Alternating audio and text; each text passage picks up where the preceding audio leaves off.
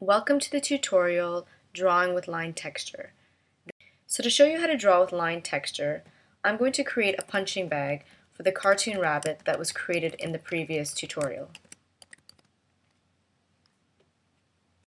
So to do this, I'm going to select a textured brush from the preset brush list and then start sketching.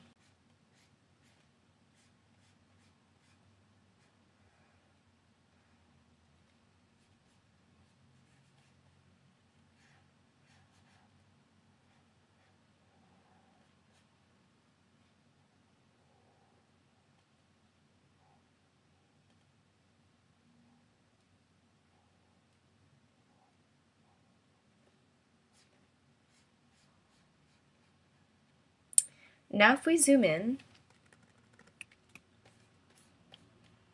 and then hold down A to momentarily bring up the contour editor tool, we can see that there is a vector contour around the textured line holding in the bitmap texture like an envelope. So this is similar to a regular brush stroke except for the bitmap fill. So now let's explore the properties of the texture line in the Tool Properties panel. If you scroll down, they're just beneath the regular brush properties. I'm just going to expand the window here so that we can see the entire panel. So with the texture brush, it has all the same properties as a regular brush. So the min-max value and the smoothing and the brush tip shape are all still applicable. However, it takes on these extra properties at the bottom. So if you disable the enable texture option, you can actually just create regular vector strokes. But this does not work the other way around.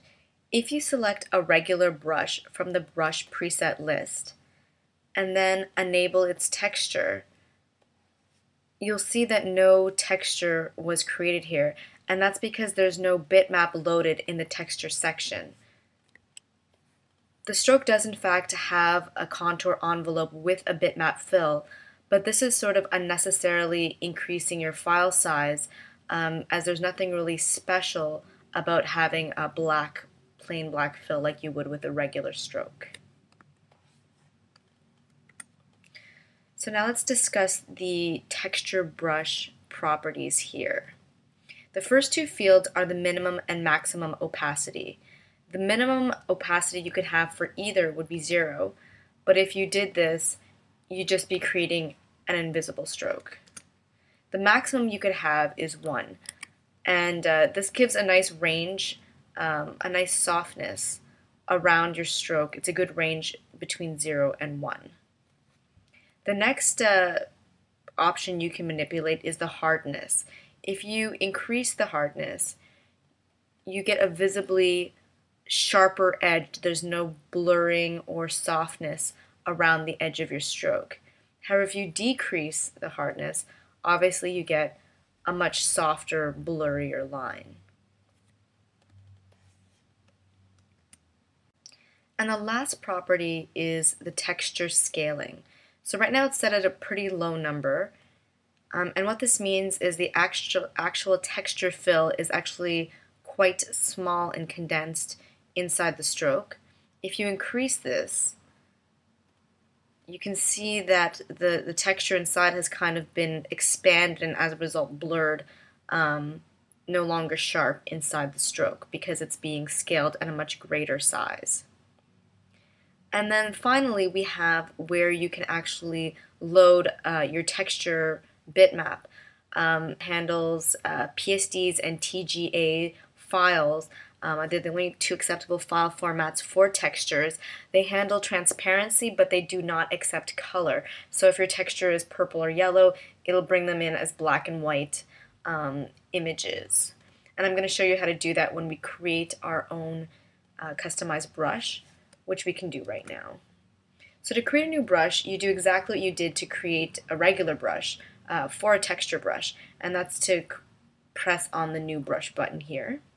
So we've created brush 7, and then to rename it, we're just going to click on the A button here, and I'm going to call this my texture brush. Okay. And for my texture brush, I'm going to enable the texture. I'll just keep the default properties here, and I'm going to load a new file for the texture. And I'm going to choose this gingham PSD that I have, and as you can see, it's kind of like a checkered or a plaid pattern. So now I have it here, and when I draw my stroke, you can see the gingham inside. If I reduce the scaling, you can see even more of the gingham pattern inside of the stroke. Then once again, if I'd like to delete this new brush that I created, you just have to have it selected in the drop down and then click on the delete brush button to get rid of it from your list. Now let's talk about erasing texture lines. So let's get our eraser from the Tools toolbar. And as you can see, some of the properties here at the bottom changed automatically. So right now the use blur parameters is on, but I'm just going to turn that off for a second to show you what happens when you don't have any blurring. So if you erase a line here, you can see, if we zoom in, how sharp and unnatural that edge looks. If you're trying to create a soft, gradual, blended look, this is pretty jarring. So let's undo that. So when you enable the use blur parameters, when you erase a textured line, you can see that it softly erases part of that line. It doesn't create that hard edge. And the difference between using keep vectors, having this option enabled or not enabled, is that when I created that first, erase here in the line, what I actually did was I split the two vector contour envelopes in two. But what if I wanted to keep the same envelope but just have this section of the texture missing? Well, that's what you can use the keep vectors option for. Now if I erase and I look at the contour envelope, you can see it's still continuous around the texture line. So that's what those two options are good for. Here we have the same parameters we did with the texture brush, the minimum and maximum opacity, which will obviously change the way it sort of picks up the texture and erases it. The same with the hardness. The only difference here is that we have something called the eraser saturation. And as you can see here, you can still see remnants of the texture because the texture saturation is low. Whereas if I increase the texture saturation by a lot and I made the same sweep with my brush, my eraser brush here, you can see that it picked up more of the texture particles and deleted them right away because it's more saturated. It's making cleaner erases. So I'll bring that back down. So the last thing I'd like to talk to you about is hiding the line texture and adjusting the line texture opacity. But to use these two features, you have to be sure of two things. First, go into your preferences on menu at the top and go to preferences on a PC that's under the edit menu. Go to the OpenGL tab and be sure that under the real-time anti-aliasing heading that there's no check mark in the enable option, just like it is shown right here. Then in the camera view, if you're working in the camera view, be sure that you have current drawing on top selected. I'm just going to disable these two layers. Then from the menu in the corner, you would select View, Show, Hide Line Texture.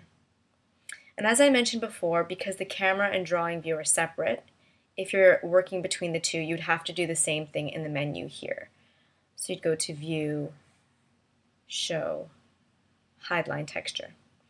And what this is good for is that once you've created your character with the stylized texture lines and you decide you're going to animate, you can convert to this mode while animating to work more quickly and not have the heaviness of the texture line. So let's go back to the way it looked before on both layers, both views.